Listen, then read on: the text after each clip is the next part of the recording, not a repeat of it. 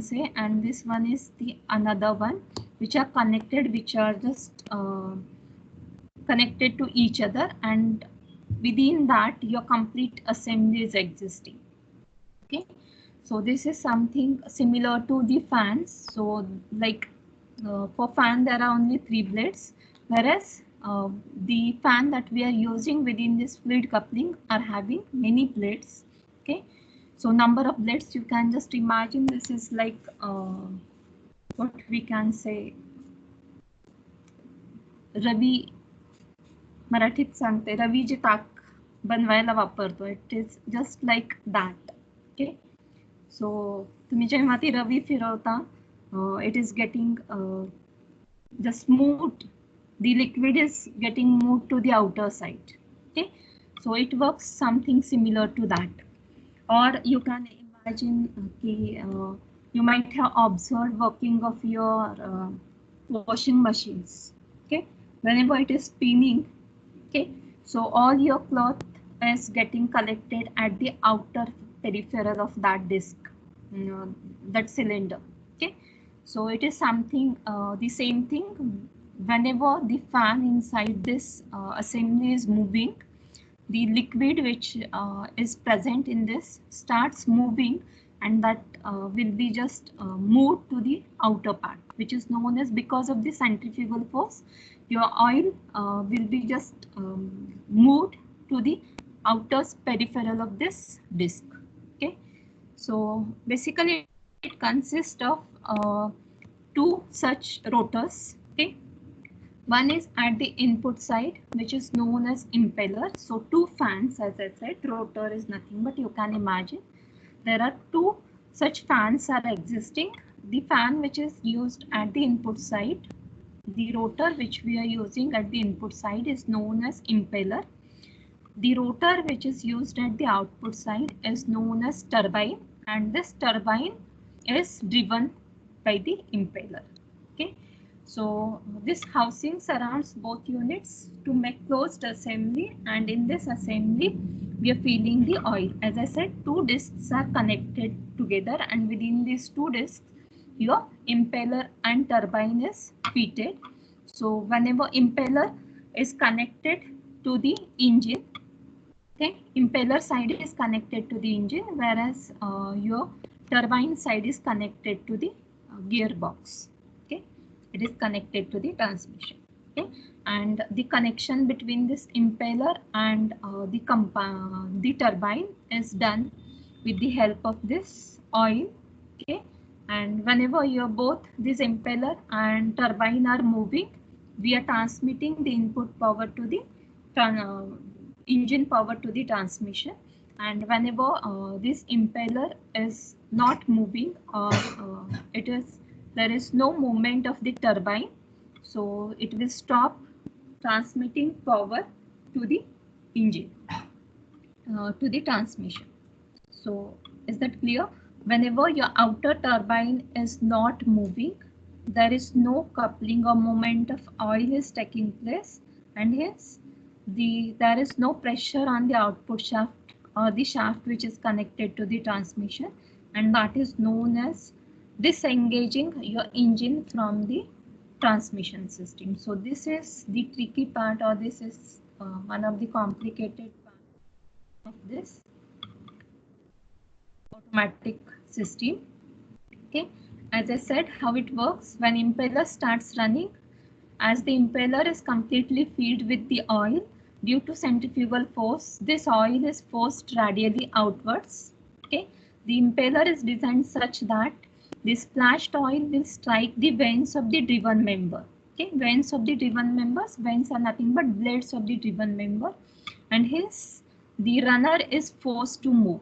So it is moving at a speed such that whatever the oil is getting colliding with your turbine blades, it make that turbine move.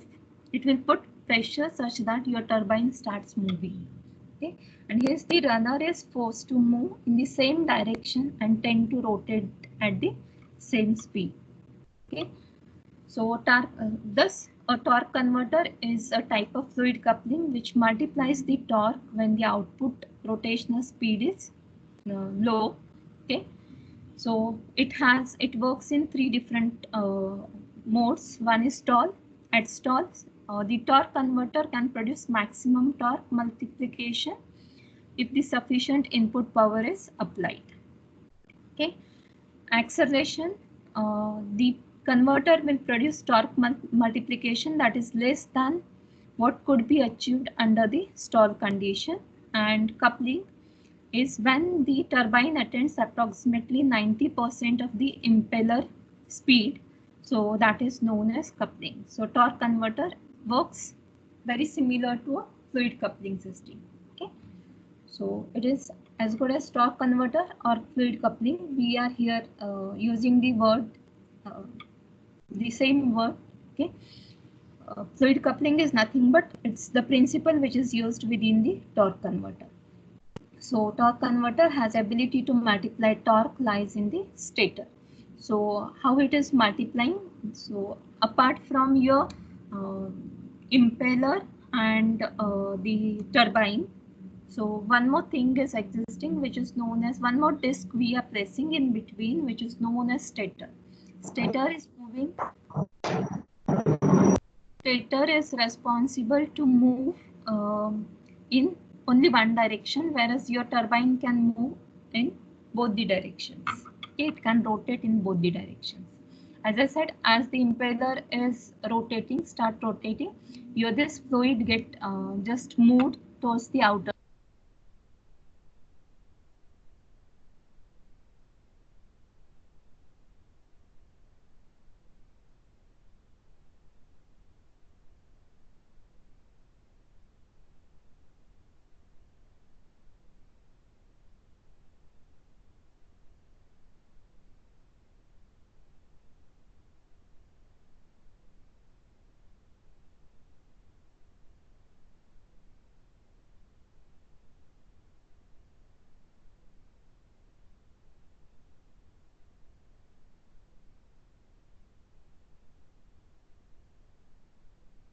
Excuse me, ma'am.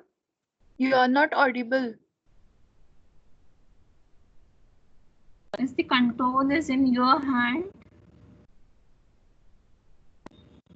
Okay, just we are talking about coupling. We are talking about the stator one. Okay, so stator is something which will avoid recoupling or back coupling of your oil.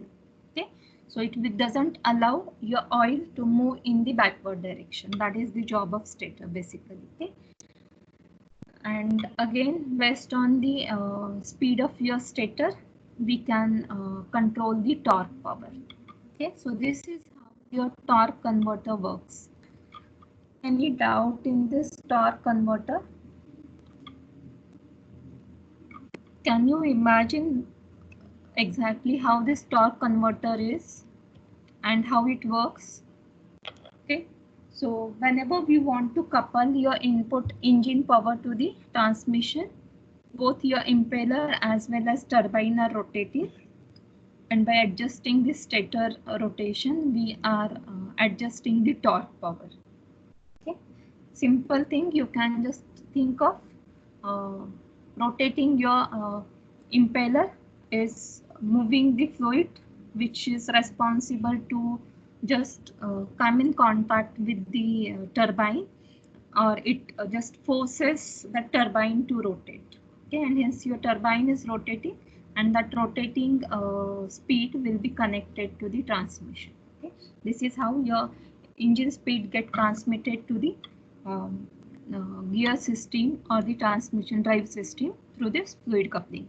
Okay, and this is the main important part which is used here to engage and disengage your drive system from the engine. Okay, then coming to how this automatic transmission works. So automatic transmission, basically here the gear system which is used is very different from the manual gear system. Manual gear system is simple, where two gears are connected to each other to obtain various gear ratios. Whereas here the basically it consists of three elements, which is known as sun gear. This sun gear is located in the center. Okay, then it is surrounded by three planet gears. Okay, and this sun gear and planet gear is just mounted into the planet carrier. Okay, and the third one is called as ring gear. So this ring gear is simply it is mounted on the planet carrier. Okay, for example, I'll show you. So this is representing, this inner one is representing your sun gear. Okay, uh, which is surrounded by three planet gears. So this is another set of sun and planet gear. Like this, to obtain various speeds, 2 to 3 sets of sun and planet gears and the ring gear will be used. Okay, and this yellow one is representing your ring gear, which is simply meshed with this sun and planet gear assembly. Okay, so this is the gear system. Okay, in case of this automatic transmission, any part of set of this planetary gear can be held stationary, or it can be locked to one of the others. So this is, so at any time to get different gear ratios, we can either make one of these or any two gears can be moving, and the third can be just stationary, to obtain various different speed ratios in case of this automatic transmission. Okay, the appropriate element in the gear train are held stationary by the system, which is known as hydraulic operated brake pad and clutches. So as I said, to obtain various gear ratios, okay, we have to just make different combinations, like sun gear is moving, ring gear is stationary. So how this ring gear is made stationary, or how the sun gear can be made stationary, for that different this hydraulic operated brake pads and clutches are used. Through these brake pads, the clutches can be locked with that particular gear, so that that gear cannot move. Okay, so these are worked by series of hydraulic operated valves. For example, I'll just represent here. It is representing that clutch pad and the brake assembly. Okay, so there are two controls, as we just discussed, is the brake and clutch. The brake is in the form of bands. Okay, band that surrounds the drum. So this is the brake. The red colored, you can just represent it as the brake. Okay, so which is surrounding the drum, which is consisting of those clutch plates. Okay, the clutch used in the multi-plates clutches are not a single disc, it is multi-plate type of discs. So these yellow colored are representing the clutch plates. Okay, and based on the pressure that is applied by this band brakes. Okay, so these red colored bands, the brake will be applied, so that that clutch will get pressed against the particular ring or the sun gear, and it just stop moving of that ring. Okay, so this is how the at different places we are using this clutch assembly, clutch and brake assembly, to make a particular gear stationary. Okay, how this automatic transmission works, or how the different speed ratios can be obtained. Okay, so as we have discussed, it consists of the planetary gear set, which is consisting of sun gear, planet gears. Okay, and this green one is ring gear. Okay, so whenever your ring gear is stationary, is not moving, the outer, the bigger ring is not moving, whereas the motion is given to this sun gear. Okay, so this sun gear is moving. As sun gear is moving, your planet gears are spinning because of movement of the sun gear, and in that case, whatever is the output power that we are obtaining will be only 1/3 of the input power. Okay, or speed, not power. the speed that we are obtaining is 1/3 of the input power. That is because of whatever is rotation of this planetary system. Okay, inner gears, sun and planet gears. Okay, always the combination will be obtained based on two inputs. So input is always given to the sun gear and the ring gear, and output is obtained from the planet assembly, that is the system which is holding this planet system. We are getting the output from that planetary assembly. Okay, so in case of the different gear ratios can be obtained by changing the input which is given to this input 1 and input 2.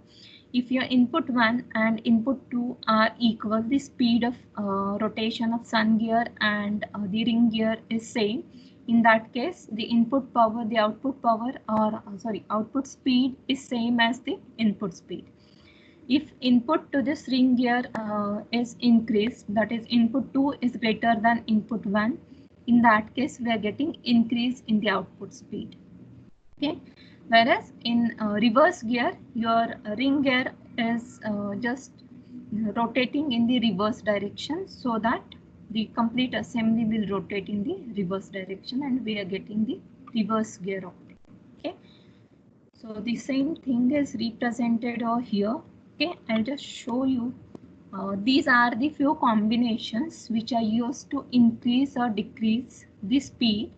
Okay, so as I said, as we have discussed, the sun gear and ring gears are given input and output is obtained from the carrier.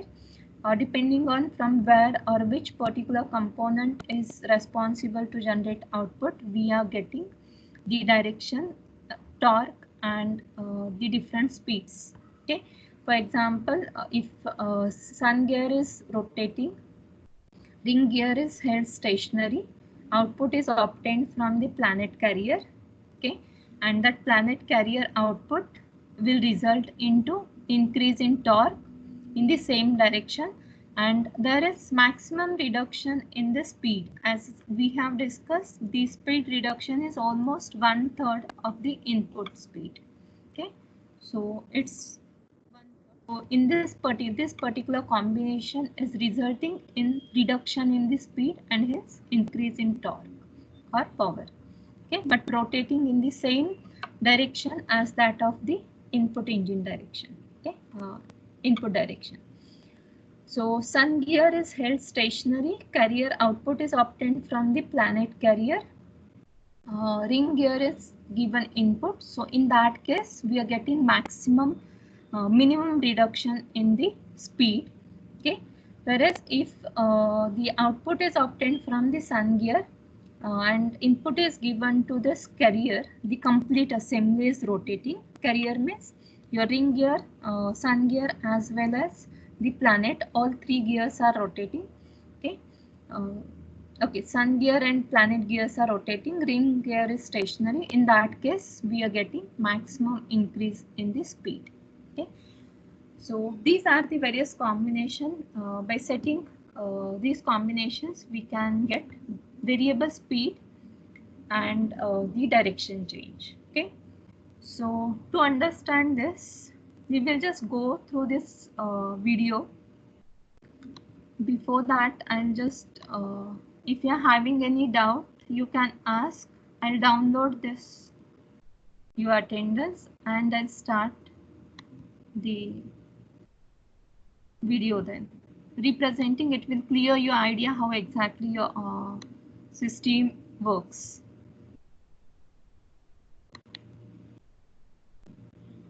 Okay, I'll start video. Are you able to see this video screen? Yes? Yes, ma'am.